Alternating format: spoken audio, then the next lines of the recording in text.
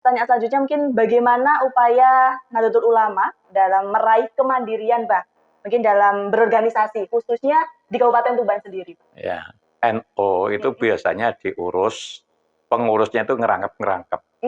Yang betul. menggunakan akalnya, menggunakan tenaganya, menggunakan hartanya. Ini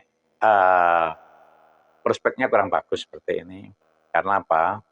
Kalau NU itu diurus satu orang yang multi, itu pertama orang yang multi itu kan pasti akan mati.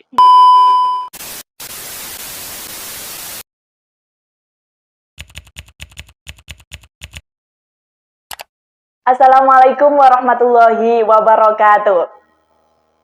Baik sahabat-sahabat dan juga kader NU seluruh Indonesia yang saat ini mungkin yang nantinya akan mendengarkan video kali ini. Kami dari pengurus cabang pergerakan mahasiswa Islam Indonesia Tuban. Kali ini di program kita podcast ya, para sahabat-sahabat dan juga kader NU seluruh Indonesia. Saat ini kita nanti akan mengusung tema mengenai Nahdlatul Ulama sebagai penentu arah bangsa. Mungkin perlu kita ketahui bersama sahabat-sahabat bahwa PMII saat ini sebagai bagian dari kader NU memang, dan juga yang mana PMII sendiri ini sebagai kader muda yang akan meneruskan generasi NU di masa depan yang akan datang. Dan pada kesempatan kali ini kita bersama Mustasyar PCNU dan juga beliau adalah salah satu tokoh NU di Kabupaten Tuban. Beliau adalah Abah Yai Fathul Huda. Abah, Assalamualaikum warahmatullahi wabarakatuh. Waalaikumsalam warahmatullahi wabarakatuh. Abah, apa kabar? Alhamdulillah. Alhamdulillah baik. Abah, pada kesempatan kali ini kita akan membahas tema mengenai Nahdlatul Ulama sebagai penentu arah bangsa, ya, Bah. Nah, yang pertama mungkin pertanyaannya ini, Bah, bagaimana sih perspektif Abah Yai terhadap Nahdlatul Ulama sendiri? Monggo, Pak. Kalau mengenai perspektif saya, tentu itu adalah sifatnya adalah subjektif ya, karena disahkan saya. Saya memandang Nahdlatul Ulama itu adalah satu organisasi yang keramat, punya energi yang luar biasa. Itu karena saya merasakan kenapa organisasi ini bisa keramat atau punya energi yang luar biasa, karena muasisnya adalah orang-orang yang keramat, para kiai-kiai yang keramat, sehingga sesuatu yang didirikan oleh yang keramat itu bisa jadi keramat. Seperti juga Ka'bah itu kan didirikan oleh Nabi Ibrahim alaihissalam, sehingga punya energi yang luar biasa. Kalau di Jawa seperti Empu Gandring itu bikin keris kan luar biasa, punya keramat, karena Empu Gandring sendiri seorang yang ahli riyadhah. Itu pandangan saya. Dan pandangan ini yang saya sampaikan tadi adalah subjektif, karena yang saya rasa, saya dulu waktu keluar dari pondok, itu yang dipesan pertama adalah melanjutkan, kalau tidak bisa melanjutkan nikah, kalau sudah nikah harus berjuang merawat Nahdlatul Ulama. Tapi saya lupa, setelah nikah kerja, tidak pernah masuk di organisasi Nahdlatul Ulama. Seperti yang saya sampaikan sering di acara-acara itu, saya kan tidak pernah menjadi penuh, tidak pernah menjadi ansor, dan apalagi PMII, tidak pernah. Sehingga meskipun itu kerja, itu keras, dan banyak prospek-prospek, namun tidak nyentel, mungkin tidak barokah. Ya, tapi begitu saya tahun 89 masuk di NU, itu alhamdulillah seperti kejar-kejar penghasilan itu. Disitulah kalau kita ini mau ikhlas terus Nahdlatul Ulama, kita akan memperoleh energinya atau keramatannya, itulah bisa kita rasa. Ada tambah lagi mungkin, Pak? Cukup. Nah, apa yang ditanyakan? Oke, jadi itu tadi ya, Pak, perspektif menurut Abah Yai terhadap NU, kalau yang lain-lain yang normatif kan semuanya sudah tahu NU itu seperti apa. Makanya yang saya jawabkan yang sifatnya subjektif. Siap, Pak. Oke, selanjutnya mungkin, Pak, adalah pertanyaan selanjutnya mungkin bagaimana upaya Nahdlatul Ulama dalam meraih kemandirian, Pak? Mungkin dalam berorganisasi, khususnya di Kabupaten Tuban sendiri. Ya, NU itu biasanya diurus, pengurusnya itu ngerangkep-ngerangkep. yang Betul. menggunakan akalnya, menggunakan tenaganya, menggunakan hartanya. Ini prospeknya kurang bagus seperti ini. Karena apa? Kalau NU itu diurus satu orang yang multi, itu pertama orang yang multi itu kan pasti akan mati. Nanti kan NU ini kan perkembangannya kan juga akan terganggu. Kedua, kalau yang ngurus ini adalah punya kepentingan, maka NU ini akan dibawa sesuai dengan kepentingannya. Maka kiat-kiat kita bagaimana NU ini bisa mandiri. Berbagai instrumen kita coba, ya mengalami beberapa kegagalan juga, tidak semuanya instrumen itu mulus. Bagaimana NU ini dari pendanaannya bisa mandiri. Maka kita waktu itu bikin rumah sakit di tahun kurang lebih tahun 2006, tapi baru bisa operasi kan di tahun 2009 atau 2008 itu. Itu NU kita beri golden share atau saham kosong. Karena apa? Konsep pertama itu kan maunya sahamnya dijual ke warga NU. Ternyata tidak ada yang mau, tidak ada yang minat. Maka kita beri golden share 20%. Ya alhamdulillah dengan adanya golden share dan perkembangan rumah sakit cukup bagus, sehingga ini untuk ngurusi NU cabang, insya Allah sudah cukup. Sudah cukup untuk operasional cabang. Kemudian juga ada rintisan BMT. BMT, alhamdulillah BMT ini juga cukup bagus perkembangannya. Jadi sekarang sudah tidak ketergantungan dengan siapapun. Siapapun yang profesional itu untuk ngurus NU sudah bisa, karena untuk dana sudah ada. Itu yang tingkat PC. Nah, alhamdulillah sekarang ini kan untuk BMT kan sudah berkembang ke MBC.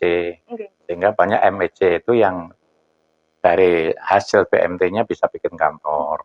Seperti Singgan. Dan juga seperti Pelumpang, seperti Rengal, itu kan juga bagus sekali. Jadi sudah menyebar di kecamatan-kecamatan Tuban, ya. Kemudian kalau di bidang pendidikan, dulu kan IIK, itu kan masih kita modali. Tapi dalam perkembangannya bisa mandiri, sehingga sekarang sudah bisa punya tanah sendiri, sudah bisa bangun sendiri, dan juga AINU. Ya, INU, AINU. Itu sekarang kan sudah berkembang bagus ya, meskipun awal-awalnya kita stimulan kita bangunkan gedung yang besar itu, tapi jamnya suruh ngangsur. Itu dalam rangka membangun kemandirian Nahdlatul Ulama maupun banomnya gitu. Ini adalah ban ma'rif dan kesehatan. Jadi memang sudah ini ya Pak ya, di bidang kesehatan sudah ada, kemudian kewirausahaan sudah ada, bahkan pendidikan juga sudah ada Pak.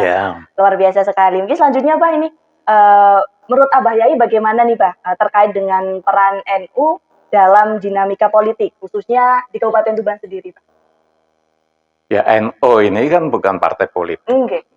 Jam'iyah Diniyah Ijtimaiyah. Itu organisasi Islam keagamaan. Dan barang tentu adalah kiprahnya di bidang amar ma'ruf nahi mungkar. Kemudian di bidang sosial yang meliputi kesehatan, pendidikan, dan ekonomi kan. Kemudian untuk menyikapi perpolitikan di Tuban, ini pikiran apa yang kita lakukan tetap koridornya adalah amar ma'ruf nahi mungkar. Jadi hal-hal yang tidak sesuai dengan syariat Islam, ya kita bicarakan, kita omongkan kan. Meskipun itu kadang-kadang juga yang dengar merasa pahit kan gitu. Seperti ketika kemarin katanya saya banyak yang merasa bakaran jenggot itu harus kita suarakan. Apapun harus kita suarakan. Jadi kalau di Tuban ini adalah sebagai pusat wali. Dari di Jawa ini pusatnya wali kan ada di Gresik sama di Tuban. Dan itu baik kajian akademik maupun kajian perwalian. Semuanya kan ada kajian akademik semuanya ini. Maka di situ kita perjuangkan berarti karena Tuban ini mawali, ini jangan diingkari lah. Karena adalah sebagai menyukuri bahwa kita ini adalah turunannya para wali. Secara psikologis kita ini harus menjaga baik sikap kita maupun sifat masyarakat, setidak-tidaknya itu mencontoh apa yang dilakukan para wali. Jadi kalau ada sesuatu yang tidak sesuai, itu adalah harus segera diluruskan seperti apa yang dilakukan oleh para wali. Wali itu adalah punya sifat karim. Karim itu adalah sifat dermawan yang paling tinggi. Memberi kepada siapapun, baik itu seagama maupun tidak seagama, apalagi hanya partai ya. Ya, jadi selalu menyayangi semuanya. Wali dalam berdakwah kan selalu bijak. Jadi tidak ada dakwah yang sifatnya kekerasan tidak ada, tapi semuanya dilakukan dengan bijak, yaitu nasionalisme, yaitu menerapkan adat-adat itu yang sudah berjalan sepanjang tidak bertentangan dengan Islam. Dan juga karakternya, wali itu bukan punya dendam, punya apa. Yang penting adalah maslahat maslahat masyarakat itu. Jadi kalau ada masyarakat ini yang terzolimi, kita kewajiban kita bukan harus membela yang terzolimi itu. Bela sesuai dengan kemampuan kita. Kalau bisanya itu dengan lisan ya dengan lisan itu. Ada harus menyuarakan lah itu. Jadi kalau urusan politik praktis itu kan urusnya partai. Ya. Oke, Pak. Nah mungkin ini Pak, bagaimana dengan kader NU yang ini, yang sudah masuk partai kemudian main politik nonton Pak? Pripun? Ya boleh-boleh saja dah. Berarti orang NU yang masuk politik, tapi jangan menggunakan NU untuk kepentingan politik. Jadi itu adalah sayapnya NU. Jangan sekali-kali perintah NU. Jadi NU yang perintah dia gitu. Jadi urut-urutannya begitu. Atas nama pribadi nggih Pak nggih. Iya, kan itu kan sayapnya NU dalam bidang politik. Jadi aspirasi-aspirasi NU bisa dimasukkan kepada partai politik apapun ya. Jadi NU ini adalah tidak mengambil jarak dengan partai politik siapapun. Bahwa orang NU yang ada dimanapun, kalau NU punya kepentingan untuk menyalurkan aspirasinya tentang amar ma'ruf nahi munkar, ya akan kita lewati. Baik Pak, mungkin selanjutnya ini Pak, pertanyaan selanjutnya, upaya apa Pak yang harus dilakukan dalam ranah kaderisasi Nahdlatul Ulama dan juga sebagai banom gerbang SDM organisasi nih Pak? Ya. Pripun Pak, monggo. Ya, untuk kaderisasi ini tidak cukup dengan TKD dan sebagainya itu pelatihan. Itu kalau tidak ada tindak lanjutnya ya menjadi ilmu. Ilmu ya apa artinya kalau tidak menjadi amal. Jadi kalau pelatihan yang sifatnya formal itu memang harus dilakukan. Ada PKPNU dan sebagainya itu. Tapi ibaratnya itu hanya menanam benih ya. Tapi benih itu setelah ditanam harus dirawat. Jadi harus ada kegiatan yang praktis setelah pelatihan itu. Seperti di PMI ini kan tidak pelatihan ini. Seperti sekarang acaranya kan pelatihan gitu, jadi ini merealisasikan pelatihan kan. Ini kan program yang sangat bagus sekali, bisa menggunakan IT untuk berdakwah, bisa menggunakan IT untuk memberikan informasi pada masyarakat. Ini kan program yang sangat bagus, saya berikan apresiasi. Contohnya seperti ini, jadi jangan hanya sekedar latihan. Terutama kalau kami sudah mendidik dalam kelembagaannya, NU-nya bisa mandiri, ini sebaiknya ya semua itu bisa mandiri. Pribadinya bisa mandiri, organisasinya bisa mandiri. Dan itu sudah kita ubah berkali-kali, termasuk PMI ini sudah pernah kita undang. Pak itu. Kalau baru lulus itu yang dimasalahkan masih kerja kan? Betul Pak. Itu kan tidak munafik ya, karena orang itu butuh hidup. Apa yang harus dikerjakan? Itu sudah pernah saya undang PMI itu. Ini objek kerjanya, ini sistemnya, ini modalnya. Tinggal jalan ya Pak? Alhamdulillah yang sudah jalan itu Pak Kernusa, kemudian Ibnu jalan, kemudian ada beberapa yang itu ya jalan. Mudah-mudahan ini nanti menjadi embrio. Karena saya tidak pernah lelah untuk membangun kader, sebabnya jiwa entrepreneur itu ya. Kalau semuanya mengharapkan jadi pegawai itu hanya berapa persen, 0,0 sekian persen yang bisa jadi. Makanya semuanya harus bisa mandiri. Dan di Tuban ini potensi, semuanya berpotensi. Tinggal sekarang bagaimana bisa memanfaatkan potensi-potensi yang ada ini. Baik Pak, selanjutnya ini Pak, mungkin yang terakhir nggih Pak, nggih.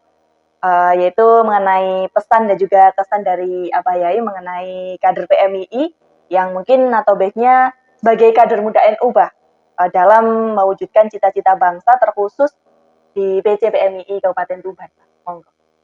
PMII ini pertama yang harus dimiliki sekarang harus merasa tanggung jawab. Tanggung jawab, nggih Pak. Kita sebagai khalifah fil ardi harus tanggung jawab. Tanggung jawab Tuban ini adalah harus ada kelanjutan. Adalah anak-anak muda ini kan estafet menerus. Dan saya mengamati anak muda sekarang cerdas. Jadi mungkin gizinya cukup itu ya. Pak. Ya, cukup. Sudah mengikuti perkembangan ya. ini Pak. Nah, ini perempuan-perempuan jadi pengurus PMII. Biasanya kan hanya laki-laki aja yang berarti korban. Karena perempuan berarti kan sudah ada lompatan yang luar biasa. Sekarang hampir lebih banyak perempuan daripada laki-laki. Nah ya, kemarin di sini wisuda itu, yang juara tuh tiga-tiganya perempuan. Ini kan luar biasa perempuan. Yang perlu sekarang ini yang ditajamkan, ya. Pertama merasa tanggung jawab saya adalah sebagai generasi muda, yang tua pasti akan mati. Saya adalah sebagai penerusnya. Itu pertama. Yang kedua harus punya rasa percaya diri, pede. Jadi harus optimis saya bisa. Siap. Harus bisa, jangan sampai ada saya ini cuma apa. Jangan sampai ada itu. Saya sendiri kan dari zero saya dulu. Dari jualan rokok di pondok itu untuk makan. Jadi harus merasa bisa, optimis. Anak idadoni abdibi. Saya adalah tergantung prasangka hambaku. Jadi kalau kita optimis itu pasti bisa. Kemudian selain optimis harus punya keberanian. Kenapa enggak berani santri? Modalnya apa kan gitu.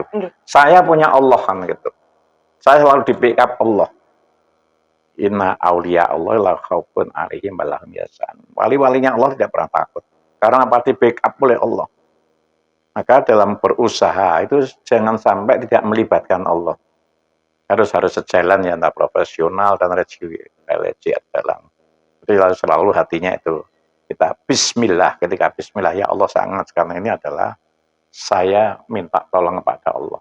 Belakang pada Allah. Itu akan menjadi seorang yang berani. Jadi optimis, berani. Kemudian harus pandai-pandai memanfaatkan potensi. Iya, ini harus nyermati, manfaatkan potensi yang ada di Tuban ini. Di Tuban ini potensi pertanian luar biasa. Meskipun tanah kita semakin kurang, makin tahun semakin kurang, tapi tanahnya suburnya luar biasa. Semua apa yang ditanam di sini itu. Sehingga jagung di Tuban itu adalah tetap nomor 1. Populasinya sampai 700.000 ton. Padi kita surplus sampai 60%. Ini kalau dihitung secara akal tidak ketemu kan. Jumlah penduduk, jumlah tanah kita sempit makan. Karena apa itu? Karena bisa memanfaatkan. Dulu kan kita bikinkan jalan usaha tani. Karena apa? Karena kos pertanian yang paling mahal itu adalah infrastruktur itu. Makanya kita anukan semua itu. Kemudian air kan sekarang banyak yang sudah bisa panen 3 kali. Kemudian banyak sekali pertanian kita itu yang masih bisa dikerjakan.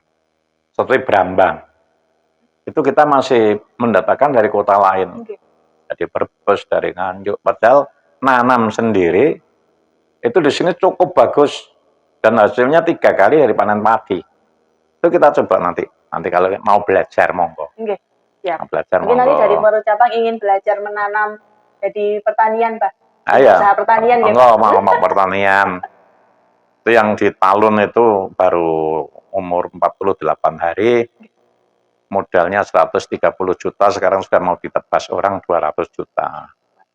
Padahal kalau ditanami padi itu setahun hanya dapat 30 juta. Ini sekali panen sudah 70 juta. Itu tidak harus punya tanah, itu juga tanah sewa. Itu salah satu yang harus dikerjakan oleh kader-kader PMI ini. Jadi memanfaatkan konsepsi. Ternak juga luar biasa. Selama ini kan telur masih beli dari Blitar dan sebagainya. Sekarang kan nyatanya di Tuban juga bagus hasilnya. Kami tidak harus beli dari Blitar. Oke, Pak, mungkin ini Pak, harapan kedepannya Pak untuk kader PMII di Kabupaten Tuban sendiri Pak. Yang terakhir ini Pak. Saya sangat bangga mestinya dengan PMI ini karena adalah kader muda yang punya dedikasi cukup bagus. Yang perlu dipoles itu adalah kader muda ini adalah sifat tawaduknya. Sifat tawaduknya. Karena semua itu adalah tidak lepas dari barokah. Jadi semuanya tidak lepas dari barokah. Jadi kalau barokah itu akan bisa wujud kalau kita itu tawaduk. Sesuai yang pesannya Syekh Imam Junaid itu. Bahwa orang itu ada 4 karakter. Kalau orang itu memiliki 4 karakter itu adalah akan diangkat derajatnya. Meskipun sedikit amalnya dan sedikit ilmunya. Kan luar biasa itu. Maka ini harus dimiliki oleh kader-kader PMI. Karena yang pesan ini Imam Junaid. Imam Junaid itu adalah salah satu tokoh tasawuf menjadi panunannya orang NU. Yang nomor pertama adalah lembut. Jadi anak PMI meskipun demonya yang lembut. Yang lembut, enggak Pak, siap Pak. Ini lembut, jangan anarkis kan ya. Meskipun pesan-pesannya itu nusuk, tapi lakukanlah dengan kelembutan. Dengan lembut. Ya dengan kelembutan tuh orang akan makin bisa merespon. Yang kedua tawaduk. Tawaduk itu adalah jangan merasa dirinya lebih dari orang lain. Pokoknya jaru wong pinter. Dirinya apa dikurang. Dan dengan tawaduk itulah orang itu mau belajar terus-menerus. Nek gak gelem nek tawaduk, gak gelem diomongin belajar itu. Nomor 3 itu adalah sahi, dermawan. Dermawan itu tidak harus uang. Berbuatlah untuk masyarakat sesuai dengan kemampuannya. Yang mengajar apa itu. Yang 3 adalah husnul khuluq. Husnul khuluq itu adalah orang yang memperhatikan yang lainnya. Kayak peduli. Itu pesan saya kepada PMII sebagai kader NU kita harus berpegang apa yang diajarkan, apa yang ajaran-ajaran yang ada dalam Nahdlatul Ulama. Dan saya berdoa mudah-mudahan adik-adik sekalian ini menjadi orang yang terbaik. Amin. Amin. Orang yang sukses dunianya, sukses akhiratnya. Amin. Wassalamualaikum warahmatullahi wabarakatuh. Waalaikumsalam warahmatullahi wabarakatuh. Baik, sahabat-sahabat kader PMII dan kader NU seluruh Indonesia, itu tadi ya. Mungkin nanti yang menonton itu tadi, ini akan menjadi postingan pertama program dari PC PMII Tuban. Dan insya Allah nanti kedepannya akan selalu ada podcast-podcast terbaru, tema-tema terbaru terupdate. Jangan lupa pastinya di-subscribe, di-komen ya, di-like dan di-share sebanyak-banyaknya, di-share ke seluruh kader PMII dan kader NU seluruh Indonesia. Dan saya akhiri, Allahul muwaffiq ilal aqwamit thoriq. Wassalamualaikum warahmatullahi wabarakatuh.